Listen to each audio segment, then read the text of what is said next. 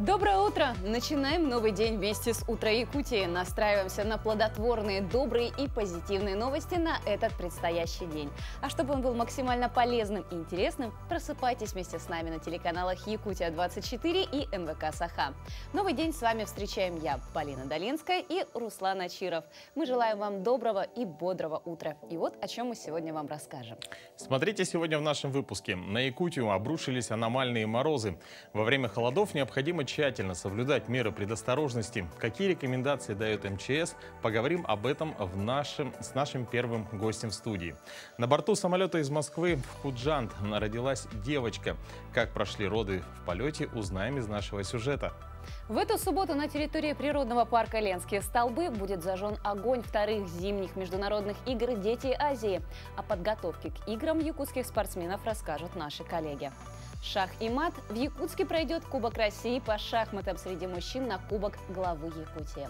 Я напоминаю, что мы работаем в прямом эфире, и вы всегда можете быть с нами на связи. Пишите нам по номеру 8 914 273 44 88, а также в наш телеграм-канал «Утро Якутии». Подписывайтесь и узнавайте последние и актуальные новости. Прямо сейчас информация о погоде. По данным якутского Гисметео, в центральных районах в 6 часов утра температура воздуха составила 47-49 градусов мороза. В заречной группе 47-56. В южных – минус 42 в Нерюнгре и минус 47 в городе Алдан. В Вилюйской группе 41-47, в Нижнеленских 47-48, в западных 45-48 градусов мороза. В Колымо-Индигирской группе Улусов минус 31, минус 42 градуса. В Янских в это утро теплее всего в Депутатском минус 26 градусов и минус 45 градусов в Батагае. На северо-западе 31-48 мороза. В городе Якутске температура воздуха на 6 часов утра составила 44 градуса со знаком минус. Атмосферное давление 759 миллиметров ртутного столба. Штиль. В течение дня синоптики обещают день без существенных осадков, туман. Ветер северо-восточный подует с порывами от 1 до 4 метров в секунду, а днем столбик термометра зафиксирует температуру воздуха на отметке 45-47 градусов ниже 0.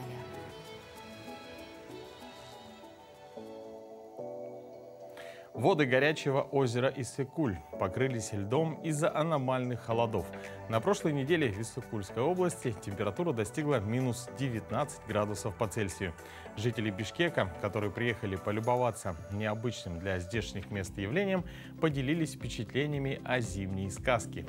Туристы отмечают, что довольно приятно наблюдать такую картину, умиротворяющую, но многих пугает, что не замерзнет ли озеро в целом.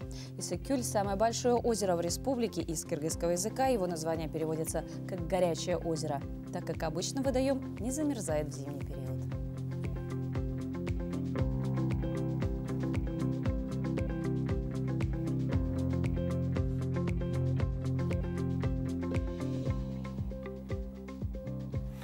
Но вот мы каждую зиму удивляемся морозам, а когда снег выпадает, то удивляемся снегу. Но, тем не менее, действительно, на Якутию обрушились аномальные для этого времени морозы. Средняя температура на территории республики составляет минус 50 градусов холода. Сопровождается все это сильным туманом. На дорогах плохая видимость. На трассах Якутии работает более 100 единиц спецтехники.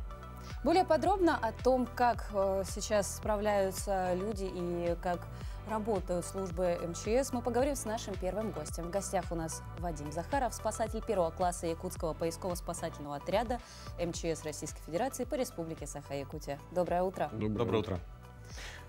Расскажите, вот по данным якутского УГМС, 14 и 18 января на территории Якутии прогнозируется аномально холодная погода.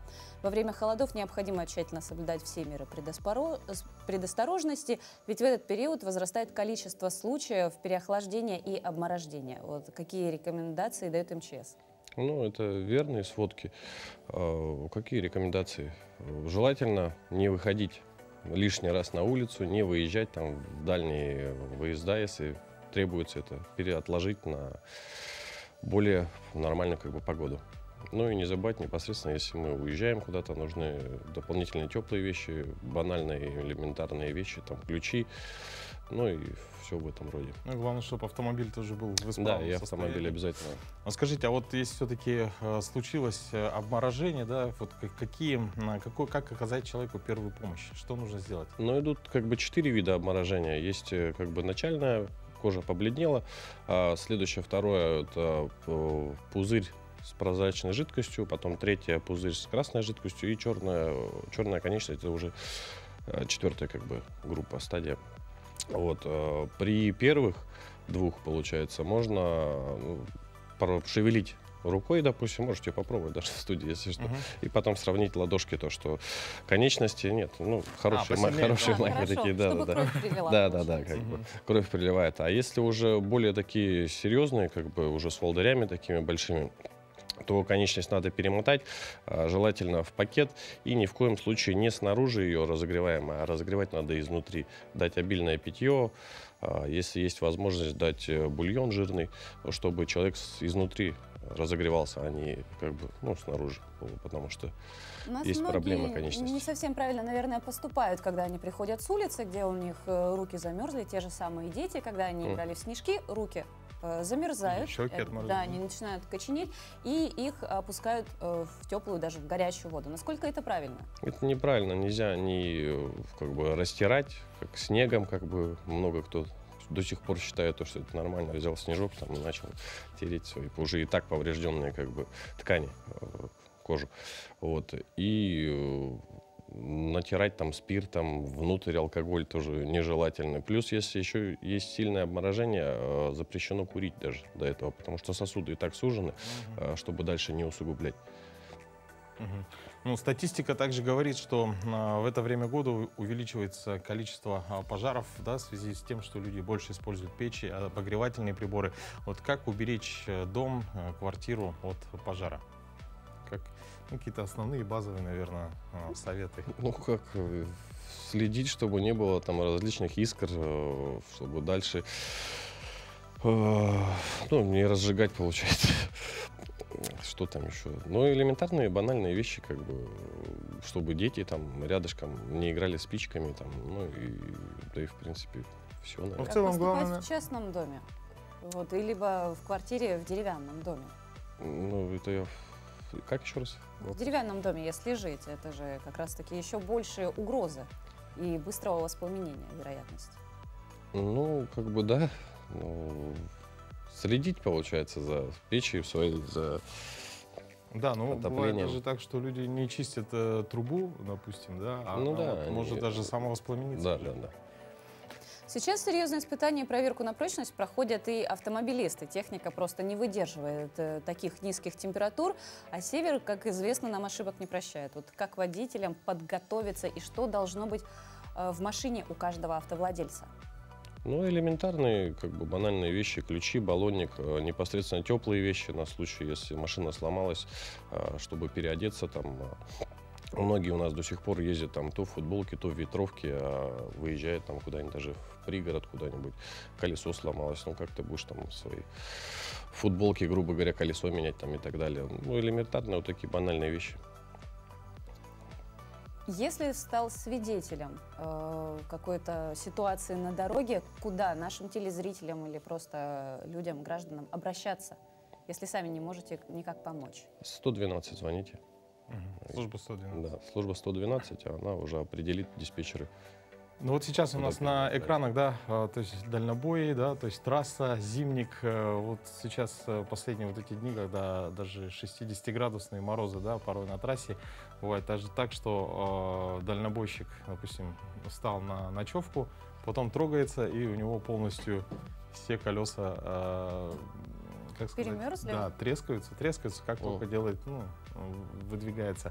В таких случаях вызывают ли МЧС или все-таки водители, они справляются своими? Ну, как-то? водители справляются собственными силами обычно, потому что мы, когда приезжаем, мы как бы вывозим пострадавших людей, там, эвакуируем, получается, а за технику, за имущество, получается, мы не отвечаем. Мгм. То есть мы приедем, заберем, обогреем, там, ну и все, а дальше как человек поправится, как погода ну, будет благословна, скажем так, он приедет и, ну, и будет разбираться со своей техникой. Ну вот вы отметили то, что некоторые люди достаточно легкомысленно относятся, да, допустим, выезжают в той же, ну, в легкой одежде. Вот на вашей практике вот какие были такие случаи, которые можете, допустим, припомнить и, ну, вот, поделиться с нами, чтобы, так сказать, на вашем опыте, как бы, возможно, так, на примере, да, люди, ну, лучше усвоят и запомнят, что нужно. Как бы в моей практике лично, чтобы человек где-то, мы приехали на вызов, и он обморозился, как бы, ну, я так не встречал, как бы, не ездил что-то вот этого. В ближайшие дни многие православные будут отмечать праздник Крещения. Все равно температура как раз-таки в этот период времени у нас прогнозируется пониженная. Как подготовиться гражданам и чего лучше избегать? Может быть, какие-то там несанкционированные купели? Несанкционированные купели, да, желательно, не желательно, обязательно ехать только, получить нас, где ну, проведены все работы, где стоят спасатели, водолазы, где есть как бы мостик, как бы, грубо говоря, ну, знаете, купили вот короб, как бы, вот это, да, чтобы оборудованное. То есть ты не по дну ходишь, а непосредственно уже на дне стоишь этого конструкции. Вот, ну, не употреблять желательно, опять же, алкоголь, чтобы очень большая беда с ним получается у всех, что переобморожение, что вот на купели тоже бывают случаи. Ну, и все. А после этого, после уже окунания, что должно быть самым первым, кроме быстро и тепло одеться?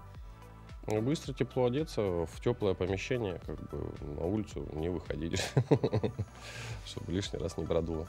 В общем, друзья, берегите себя, но в любом случае, если вдруг что-то, не дай бог, случилось, то всегда телефон спасения 112, еще раз напомним, это единый номер спасения, и в любой сложной ситуации вы можете обратиться, конечно, к специалистам. Ну, а чтобы до этого не доводить, конечно же, берегите себя, следите за техникой, следите за тем, как вы одеваетесь, будьте аккуратны. Ну и по возможности, конечно, в такие сильные морозы постараться минимизировать количество таких дальних выездов, ну, поездок. Большое спасибо, Вадим, за то, что в это утро вы к нам пришли. А прямо сейчас к нам присоединились наши коллеги из информационной службы с последними и актуальными новостями.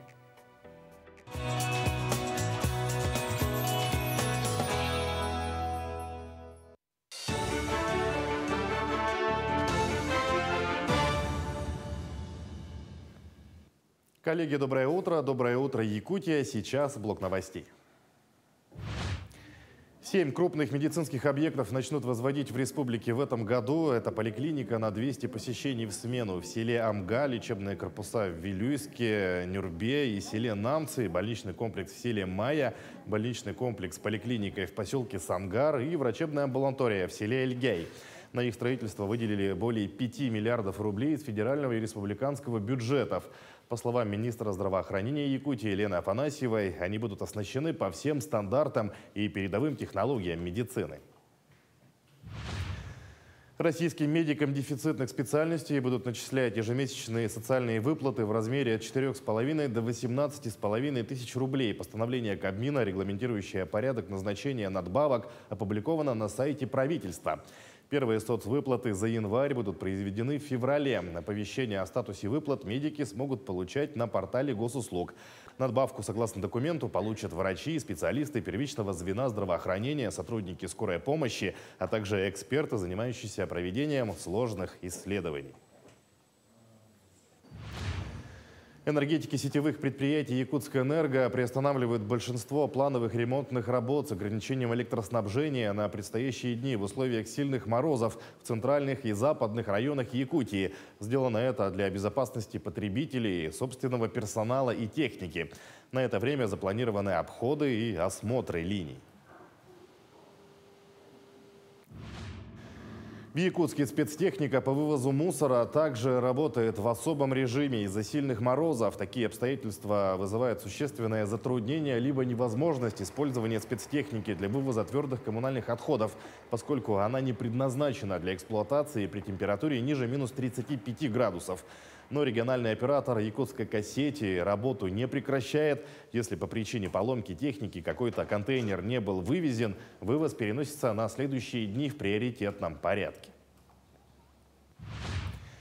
Реновацию 1000 дворов в населенных пунктах Дальнего Востока анонсировал в сентябре прошлого года полпред президента ВДФО Юрий Трутнев. Программа предназначена для обновления городской инфраструктуры и повышения индекса качества городской среды.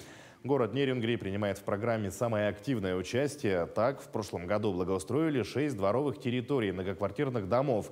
Общая сумма реализации этих проектов составила около 70 миллионов рублей. В этом году благоустройство общественных пространств и дворовых территорий будет продолжено. В конце 2022 года было принято 12 заявок на 2023 год по 1000 дворам. В результате конкурсного отбора в Республике Саха-Якутия было выбрано 6 дворовых территорий, которые в 2023 году примут свой новый облик. Также с 2018 года реализуется программа поддержки местных инициатив. Она очень актуальна и пользуется спросом в нашем городе и поддержкой наших горожан. В 2023 году будет реализовано также 3 проекта по данной программе. Действие водительских прав продлили на 3 года в России. Правительство утвердило постановление об автоматическом продлении водительских удостоверений и других разрешительных документов. Согласно постановлению, российские национальные водительские удостоверения, срок действия которых истекает до конца текущего года, будут продлены автоматически на 3 года, говорится в сообщении. Также уточняется, что продление указанного срока не требует внесения дополнительных изменений в документы. Доходы России от экспорта удобрений за прошлый год выросли на 70%. Доходы резко выросли из-за роста цен, несмотря на снижение объемов продаж. Сообщается, что за первые 10 месяцев прошлого года доходы государства от экспорта удобрений выросли на 70% до 16 миллиардов 700 миллионов долларов. Согласно анализу, статистика импорта торговых партнеров Москвы показывает, что объем экспорта удобрений снизился всего на 10% по сравнению с предыдущим годом. Отмечается, что Москва наращивает экспорт в такие страны, как Индия, Турция и Вьетнам.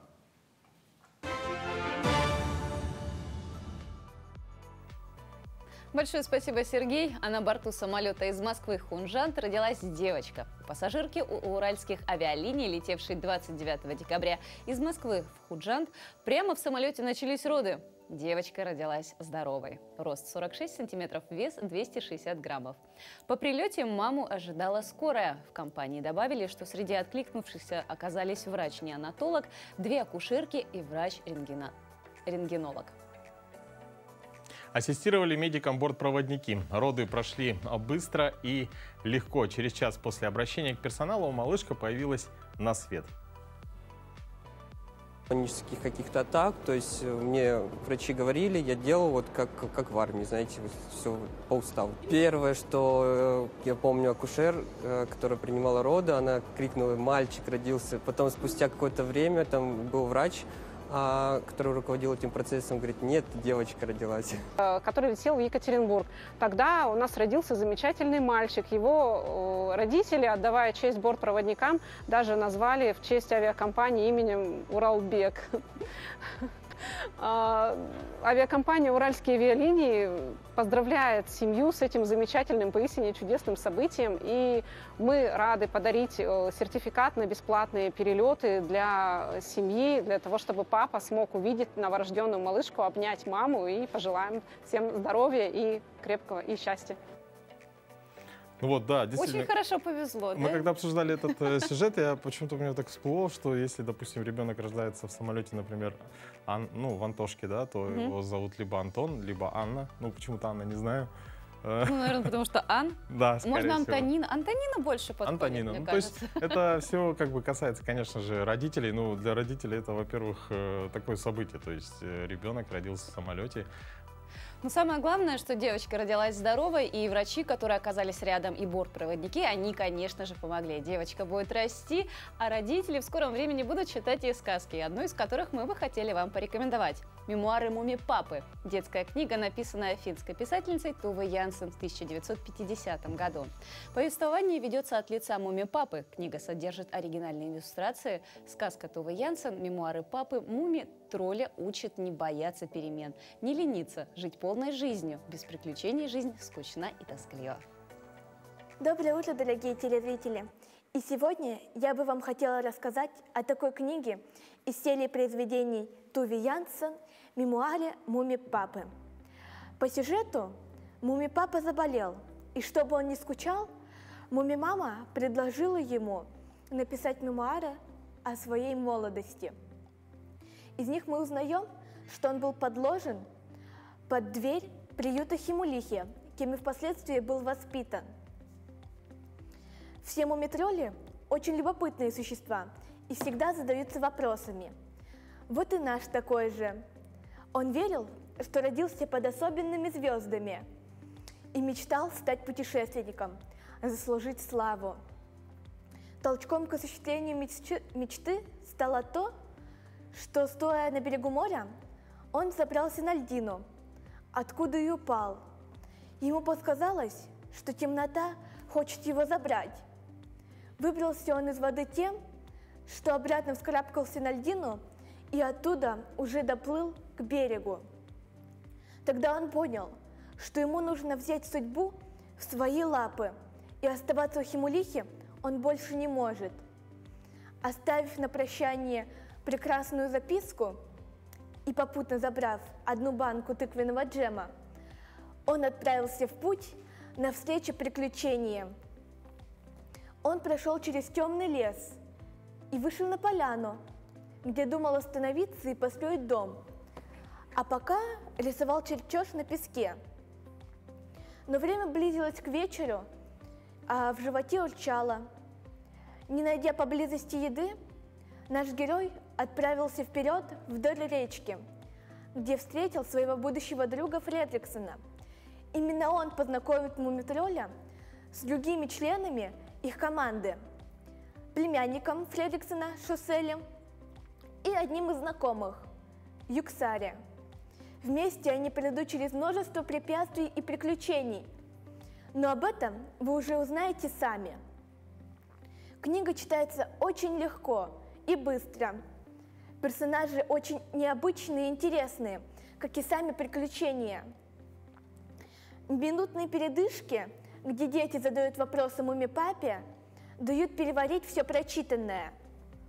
Книгу я настоятельно советую, особенно если вы устали от тяжелых произведений и не знаете, что почитать.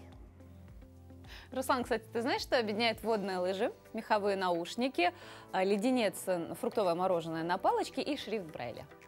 Такие разные вещи ты сейчас сказала, но я на самом деле даже не представляю. Нет.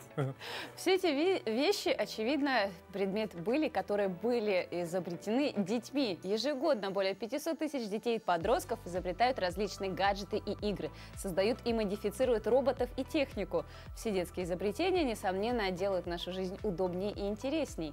О других датах и событиях расскажет наша традиционная рубрика.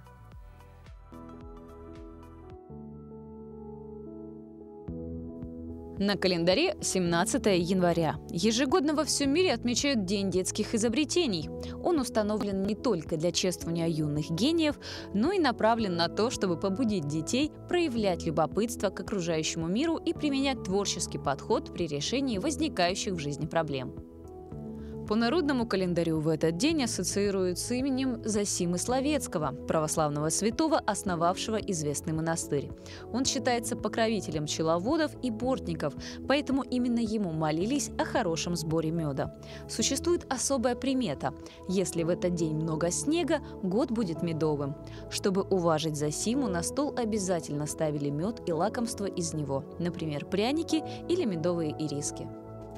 События в этот день. 395 год нашей эры Римская империя разделилась на восточную и западную. В этот день резиденцией Папы Римского становится Ватикан. 1772 год произошел дворцовый переворот в датско-норвежском королевстве. Джеймс Кук пересек Южный полярный круг. В этот день был издан директ о воздушных передвижениях. В этот день родились Бенджамин Франклин, американский государственный деятель, один из отцов-основателей США. Николай Жуковский, российский ученый в области механики, основоположник аэродинамики как науки. Константин Станиславский – русский актер, режиссер, педагог, реформатор театра, народный артист Советского Союза. Сергей Городецкий – русский и советский поэт, переводчик. Аль Капоне – американский гангстер. Леонид Тауберг – советский кинорежиссер и сценарист, народный артист РСФСР. Далида – французская певица и актриса. Мухаммед Али – американский боксер, олимпийский чемпион. Семен Альтов – советский и российский писатель-сатирик, заслуженный деятель искусств России.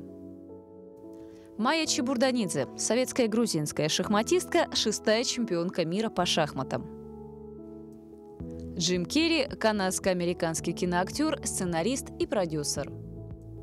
Именины сегодня отмечают Александр, Аристарх, Артем, Архип, Афанасий, Денис, Ефим, Иосиф, Карп, Климент, Марк, Никанор, Николай, Павел, Прохор, Семен, Степан, Терентий, Тимофей, Трофим, Фадей, Филипп.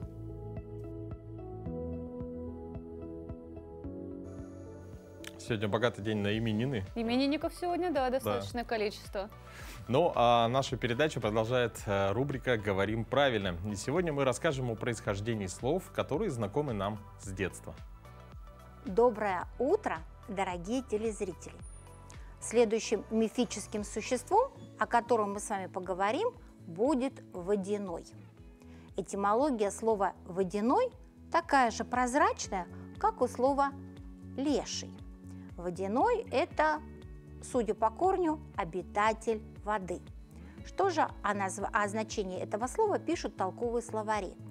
Например, в толковом словаре под редакцией Сергея Ивановича Ожегова и Натальи Юрьевны Шведовой написано: «Водяной – это обитатель вод, повелитель по суеверным представлениям существ, живущих в воде».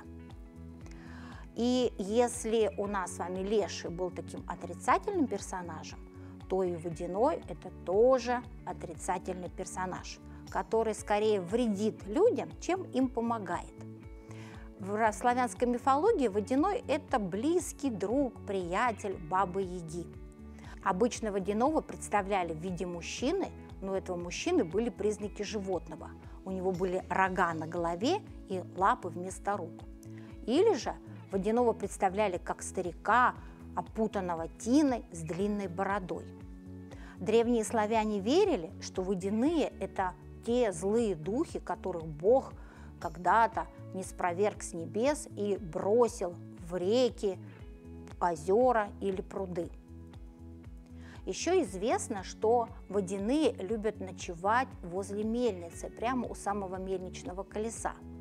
Наверное, поэтому тоже в народных поверьях есть такое представление, что у мельника всегда есть договор с нечистой силой. Давайте говорить правильно. Всего доброго! Ученые Колорадского университета в Болдере выяснили, что занятия садовыми работами защищает от онкологических заболеваний. Это показал эксперимент с участием 291 человека среднего возраста. Половина из них в рамках получила участок земли, семена и саженцы, а также прослушала вводный курс по садоводству. Вторые выступали как контрольная группа. Участникам необходимо было носить устройства, которые регистрировали активность, и время от времени заполнять анкеты о психическом здоровье и питании. Через полгода садоводы стали употреблять на 7% больше клетчатки, чем контрольная группа.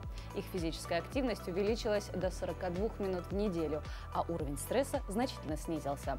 Авторы статьи добавили, что садоводство помогает людям больше двигаться, снимает стресс и улучшает аппетит. Слушай, ну, такой интересный эксперимент. Но мне самое, что удивило, это той контрольной группе, которая занималась садоводством, выделили участки. Это, по-моему, очень хорошо. Да, мне тоже понравилось бы. Ради такого эксперимента я бы тоже с удовольствием бы поучаствовала. Да, ну а мы продолжаем, дорогие друзья. Ну, уже с начала Нового года садоводы готовятся к лету и уже сейчас начали сажать семена. Мы возобновляем нашу рубрику «Сад и огород», в которой эксперты расскажут вам, что такое стратификация. Доброе утро, наши телезрители. Сегодня мы с вами рассмотрим кратко о стратификации для семян цветочных и овощных культур. Для чего это делается? Стратификация – это мы делаем стрессовое состояние для того, чтобы они у нас быстрее выросли, и в то же время мы их пробуждаем и готовим для нашего короткого летнего периода, потому что у нас очень, вы все знаете, резко-континентальный климат. Поэтому мы должны их подготовить. Что мы должны сделать? Значит, берем специальную емкость, значит, туда ставим готовый грунт, который у нас продается в любых магазинах. И должна быть обязательно не до сверху, видите, когда только до половины. И сверху мы потом ставим подготовленный, значит, снег, как видите, да? И слой снега у нас должно быть где-то 1–1,5 сантиметра толщина. Как видите, да? Особенно мы их используем для мелких семян, особенно таких как клубника, земляника, лобелия, эустома. То есть для этого мы их тоже используем. Видите, да, как хорошо мы их разложили. Стратификацию мы проводим для пробуждения и для того, чтобы они прошли период адаптации, скажем, да, для растений. Поэтому мы должны обязательно провести стратификацию. Обычно стратификация иногда проводится в холодильниках. То есть мы должны оставить семена наши, в специальных мешочках ставим и ставим просто холодильник в градусах +2, +4. Это может быть на месяц, на 3 месяца, да? Но если такой возможности нету, то мы эту стратификацию проводим, используя снег. Но это делается только для культур, которые имеют мелкие семена, такие как лобелия, клубника и эустома. Сейчас мы с вами посмотрим, видите, да, как я разлаживаю семена, и сразу видно, куда они у меня упали. Вот семена, например, клубники, но так как сейчас у меня не было клубники, мне пришлось взять томата, да. Но видите, да, как они упали, и сразу видно. То есть здесь, когда мы с вами сажаем семена, то должно быть у них схема посадки где-то между собой 2 сантиметра, да, 2–3 сантиметра. Это мы должны соблюдать, потому что потом мы с вами будем делать пикировку, то есть пересадку на горшки. Ну а в следующем выпуске мы с вами ознакомимся с сортами, которые выращиваются в нашей центральной Якутии. Как сделать поход в ресторан беспроблемным и приятным занятием? Нужно придерживаться правил этикета. Правила приличия в ресторане не сильно отличаются от общих норм поведения за столом. Правила этикета в нашей новой рубрике. Правильно подойти к столику в ресторане – настоящий квест.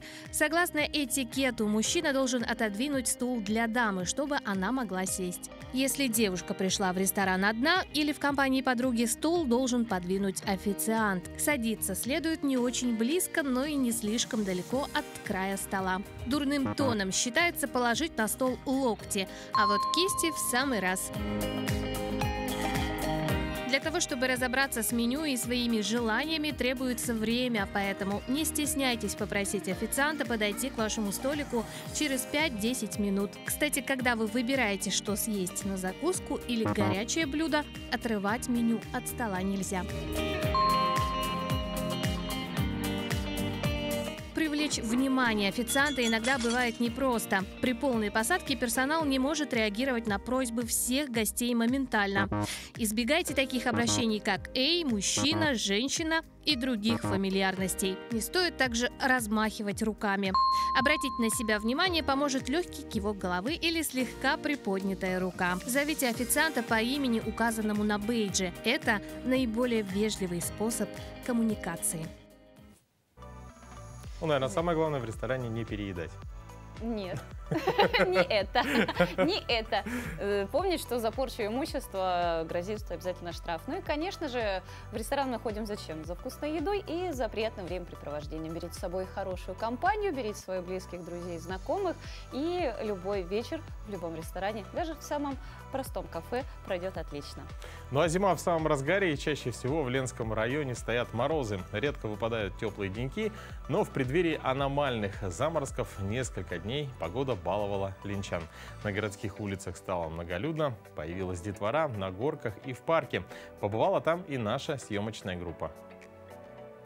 На улице минус 20. Если стоять и не двигаться, кажется, что совсем не потеплело. Но детворе, катающейся с горки, жарко. Они, как заводные, поднимаются по ступенькам на ледяную гору, скатываются вниз и так по кругу. Хорошая горка, ледяная. Далеко ездить можно, с племянником сегодня пришел. Иногда на каток хожу в парке. Данил рассказал, что горка, конечно, небольшая, но если спускаться на ледянке, то можно укатиться очень далеко.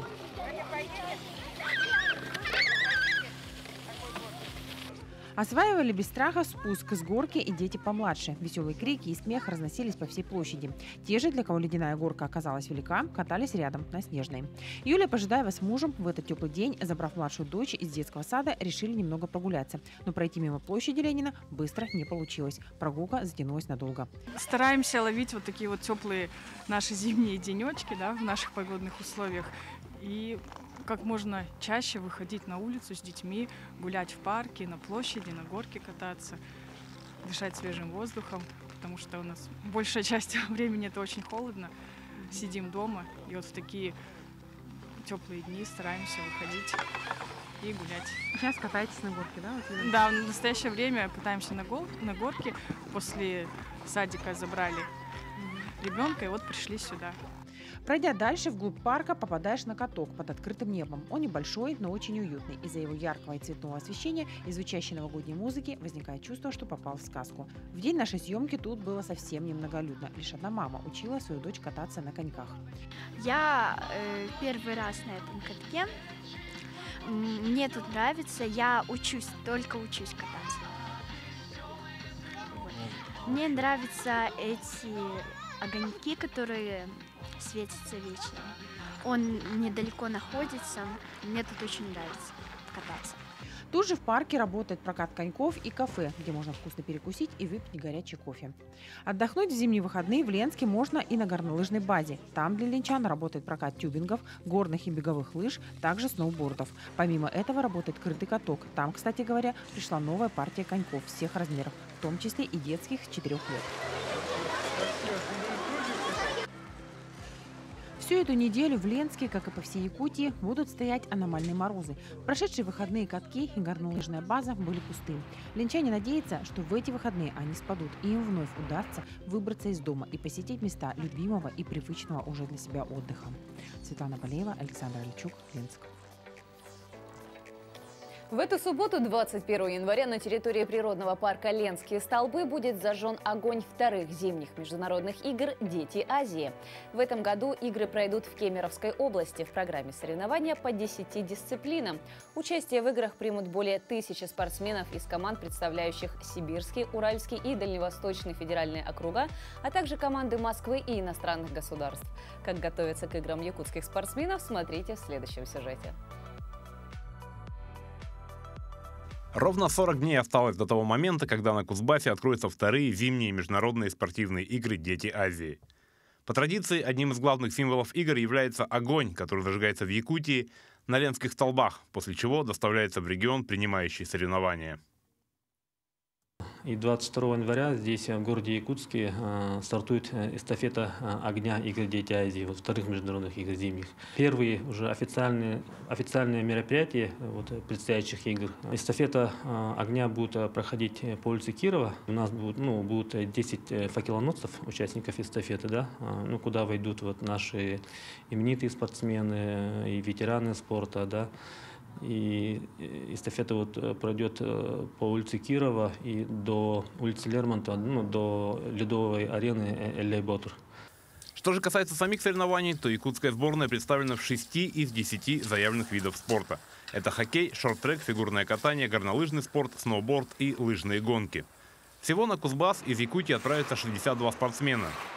За подготовку спортсменов по хоккею, фигурному катанию и шорт-треку отвечает республиканская специализированная спортивная школа по зимним видам спорта. Эти игры будут не очень простые, потому что подготовка у всех идет на уровне приличном, да, и отбор игроков. Если у нас, грубо говоря, 2 человека на место, то, допустим, в Сибири или в Урале там, как говорится, 102 человека, да, на одно место, и там из 1000 человек набирают команду, конечно, это будет результат совсем другой. Конкуренция очень серьезная. На самом деле у нас одна школа, а, допустим, в Челябинске в одном городе 12 специализированных олимпийских школ по хоккею именно. Нашим хоккеистам не привыкать играть против серьезных соперников, а лед покажет, кто на что способен. Тем более, что команду собираются усилить бывшими игроками полярных волков, которые сейчас выступают за молодежные клубы Сибири, Урала и Дальнего Востока. Сборная будет состоять из команды Нерюнгри и Полярные волки. И вот приезжие ребята будут. Готовимся. Сейчас у нас идет подготовка. Мы сейчас выезд у нас будет во Владивосток. Контрольные игры сыграем и на Сахалине. И буквально за неделю мы все собираемся в Новосибирске. Последняя подготовочка и все на Дети Азии.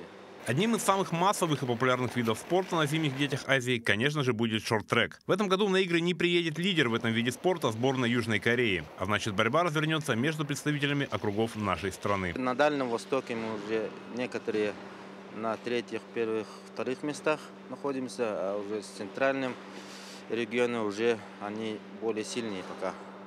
Но это уже на следующие Дети Азии мы уже можем вполне уже достойно выступать. Но и на этих будете? Но, конечно, шорт-трек — это такой вид спорта непредсказуемый. Все, что угодно может произойти. Но, конечно, мы достойно будем выступать. Сейчас подготовка к играм для юных спортсменов вышла на финишную прямую. Уже проведены основные соревнования, и в середине февраля спортсмены из Якутии соберутся в Кемеровской области, где пройдут последние учебно-тренировочные сборы, после чего сразу же отправятся на трассы и ледовые арены вторых зимних международных игр «Дети Азии». Александр Хавренко, Григорий Охлопков, Джулус Иннокентьев, Якутск. С 23 января по 1 февраля в столице республики соберутся сильнейшие шахматисты страны, международные гроссмейстеры, действующие обладатели Кубка и чемпионы России. В Якутии впервые проведут этап Кубка России по шахматам среди мужчин на Кубок главы Якутии. Поклонники и любители этого увлекательного интеллектуального спорта могут воочию увидеть баталии талантливых спортсменов, а также поучаствовать в сеансах одновременной игры и повысить свой уровень в мастер-классах. Более подробно об этом мы поговорим с нашим гостем. В гостях у нас Владимир Анатольевич Егоров, президент региональной федерации шахмат. Доброе утро. Доброе утро. Скажите, вот список участников гостей Кубка, он действительно впечатляет. Можете рассказать поподробнее об участниках? Ну вот сначала хотел бы сказать о том, что нашим участникам достаточно интересно впервые побывать в Якутии, особенно в наши такие якутские морозы. Это, наверное, было основной темой в наших разговорах, когда я их приглашал сюда в Якутию. Вот. И действительно, вот, текущий обладатель Кубка России Борис Грачев, международный гроссмейстер с рядом достижений в своей шахматной карьере, вот он заинтересовался и будет вот на этом этапе Кубка России. Дело в том, что этапов Кубка России всего 13, и ведущие гроссмейстеры стараются принимать участие в достаточно большом количестве, чтобы выйти в финал. Но вот приехать в Якутию удалось на самом деле впервые. И здесь у нас действительно будет, и кроме Бориса Грачева, будут еще несколько международных гроссмейстеров именитых, да? Ну, один из которых я бы выделил, он еще недостаточно именитый, но самый молодой гроссмейстер России, значит, Володар Мурзин, со своим тренером, который является старшим тренером сборной России, это Михаил Кабалия, значит, примут участие в этом кубке. Также здесь примет участие Дмитрий Кряквин, это человек, который очень известен в шахматном мире, тоже международный гроссмейстер. Он является таким главным шахматным обозревателем у нас в России, да, постоянно публикуется в специализированных журналах и является также главным редактором сайта Российской шахматной федерации. Ну и также приедет к нам Антон Шамоев, это первый бурятский гроссмейстер, который вот уже с декабря работает с нашими детьми, с нашей сборной. в рамках гроссмейстерской школы, которую вот мы начинаем сейчас организовывать. Поэтому вот такой состав достаточно сильный у нас будет. Вы отметили, что 13 кубков, 13 этапов, да? Да. И самый первый он стартует именно в Якутии, в Якутске. А почему выбрали именно Якутск? Ну, опять же, повторюсь, может быть, из-за холода, да? Но дело в том, что вот действительно мы впервые проводим, да, и традиционно уже многие регионы и крупные города, да, они проводят этот этап Кубка России у себя и уже, так сказать, традиционно принимают в удобное для них время. Ну, а для нас в календаре нашлось вот такое время, достаточно сложное. Стартовый этап – это всегда сложно в организационном плане. Начало года, финансы и так далее – это сложно бывает организоваться, но мы справимся. Место проведения тоже необычное. Расскажите, почему местом проведения Кубка России был выбран Национальный музей? Да, мы думали изначально, что будем в шахматном клубе, но все-таки для того, чтобы популяризировать нашу игру, наверное, будет интереснее провести в такой замечательной локации, как Национальный художественный музей. Потому что и шахматы, и искусство, они неразрывно связаны. Шахматы даже считаются интеллектуальным видом искусства, но и другие виды искусства также вдохновляются игрой в шахматы. Да? Поэтому мы решили вот выбрать такую, можно сказать, интерьеры и вот такие образы, можно сказать, да? Именно связывающие культуру и шахматы. Ну, действительно, очень вписывается. То есть я представляю, вот столы стоят, да, нельзя шахматисты. шуметь, дышать на шедевр. Ну, а между ходами можно посмотреть, можно вдохновиться картинами. Ну да, там и там, в принципе, шуметь действительно нельзя, и поэтому это сочетание хорошее. Победителей этого Кубка главы что ждет? Куда дальше они получат свою путевку спортивную? Ну, надо сказать, что в зависимости от количества участников определенное количество призеров определяется, и они получают кубковые баллы. Дальше все эти кубковые баллы вот в этих 15 этапах суммируются, и вот эти первые определенное количество участников попадает в финал. Финал, как правило, тоже проходит в одном из регионов, в крупных шахматных центрах, как правило, да, и, соответственно, обладатели кубка – это очень почетно. Это второе по значимости соревнование после чемпионата России. А скажите, вот, например, как попадают вот именно, вот, допустим, на первый этап кубка? Это люди уже, которые знакомы, да, друг с другом? Или это может быть человек, который очень хорошо играет в шахматы и может подать заявку? Вы знаете, значит, на самом деле достаточно свободный доступ для любителей шахмат. Здесь есть ограничения по рейтингу, конечно, да? Там 1800 для мужчин, 1700 для женщин, рейтинговая система. Ну, для того, чтобы было понятно, ведущие гроссмейстеры имеют рейтинг порядка 2500, да? Вот, 1800 это уровень, значит, перворазрядника, скажем, примерно, да? Вот, но при этом, получается, иногда допускается исключение для перспективных шахматистов молодых, да? Вот мы для кандидатов в сборную Дети Азии, например, планируем такое исключение сделать, да?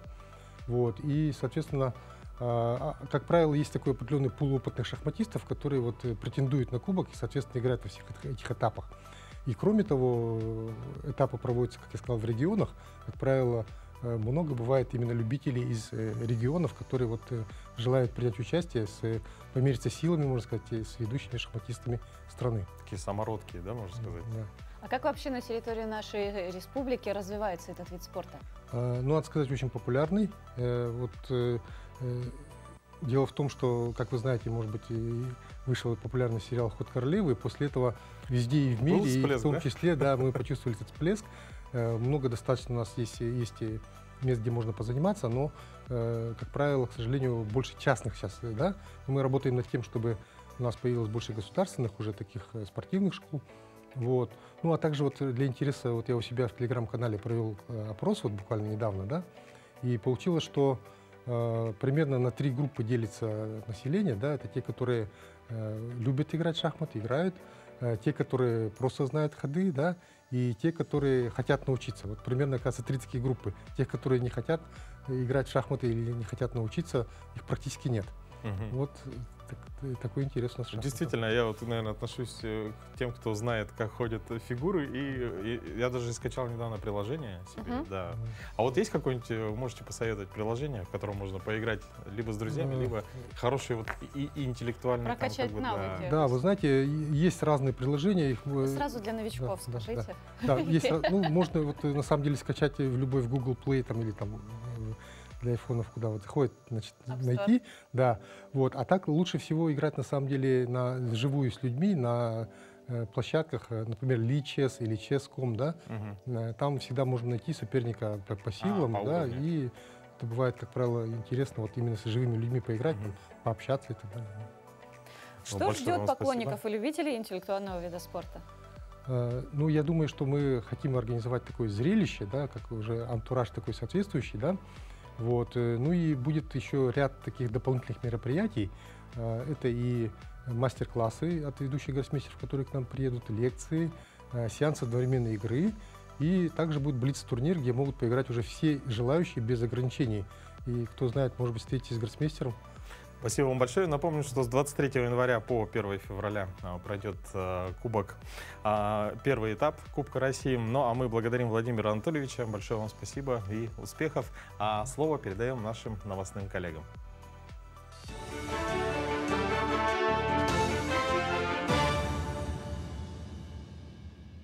Якутия, доброе утро. Далее блок новостей. Аномально низкая температура держится на большей части республики уже 5-й день. Синоптики отмечают, что в последний раз такая холодная погода была зафиксирована в регионе 29 лет назад, в 1994 году. Крепкие морозы простоят еще несколько дней из-за экстремально низкой температуры воздуха. Во всех государственных образовательных учреждениях объявлены активированные дни с 16 по 18 января. Все учащиеся с 1 по 11 классы в эти дни будут обучаться дистанционно. По прогнозам синоптиков, морозы начнут отступать не ранее конца недели. В конце недели морозы пойдут на спад. На большей части Якутии ожидается некомфортная, ветреная, с небольшим снегом погода, близкая к многолетней норме. Температура воздуха ночью минус 43-48, в низинах на западе и северо-западе 53-58, днем 40-45, в низинах 48-53 градуса. В городе Якутске до конца рабочей недели ожидается аномально холодная погода, когда среднесуточная температура воздуха будет ниже нормы на 7 градусов и более. Более чем на 80% завершены строительные работы на объекте республиканского онкологического диспансера. Во многих помещениях уже заканчивают отделку. Как только позволят погодные условия, подключат и запустят все коммуникации. После этого начнется завоз и монтаж медицинского оборудования. Накануне с ходом строительства ознакомился глава республики Айсан Николаев. Прямо на строительной площадке провели выездное совещание, на котором определили ряд вопросов. В частности, по обеспечению диспансера квалифицированным персоналом, подбором которого необходимо начать заниматься уже сегодня. Введение нового онкодиспансера в эксплуатацию планируется в сентябре. Онкоклинический центр состоит из стационарных отделений, 5 отделений хирургического профиля, химиотерапевтическое отделение, диагностические отделения. Это отделение лучевой диагностики, которое будет оснащено самым современным тяжелым оборудованием, в том числе компьютерный томограф, МРТ. Впервые на нашей базе будет установлен ангиографический комплекс, который позволит выполнять высокотехнологичные операции. Во врачебной амбулатории села Покровка Амгинского района опытные специалисты, работая на современном оборудовании, имеют возможность оказывать медицинские услуги эффективно и качественно. В конце 2020 года амбулатория переехала в новое современное здание. И теперь, благодаря нацпроекту здравоохранения, у покровчан новое светлое медучреждение, где жители могут получить квалифицированную помощь и телемедицинскую консультацию. Есть помещения для хранения лекарств, отдельные кабинеты для приема пациентов, прививочные и процедурные. Все кабинеты отвечают рекомендациям. Однако острой проблемой амбулатории остается нехватка кадров. У нас диспансерных больных имеется около 183, это взрослое население. Детей, в том же количестве, где-то 24. Но в день, в зависимости от... Если, например, это эпидемия, да, если, например, эпидемия ОРВИ, то у нас бывает, что очень много народу бывает. У нас до 35, до 40 бывает. А так, в обычные дни у нас бывает 18-19 человек. Но сюда входят все. Сюда входят диспансерные больные, которые наблюдаются у нас. Это дети, и пациенты, которые идут по неотложке. Более 730 жителей Бердигистяха в первом квартале текущего года переедут в новые квартиры. В районном центре Горного Улуса в ближайшее время ведут в строй новый жилой квартал и многоквартирный дом. Кроме того, 2 дома готовятся к вводу в селах Кирилях и Дикимдя. Квартал построен по программе переселения из аварийного жилья и включает в себя 7 каменных благоустроенных многоквартирных домов на 176 квартир. Новоселами станут жители села Бердигистях, которые переедут из 36 аварийных домов. Кроме того, в текущем году завершат строительство водоочистных сооружений производительностью 500 кубометров в сутки. К текущему часу это все новости. Всего доброго и удачного дня!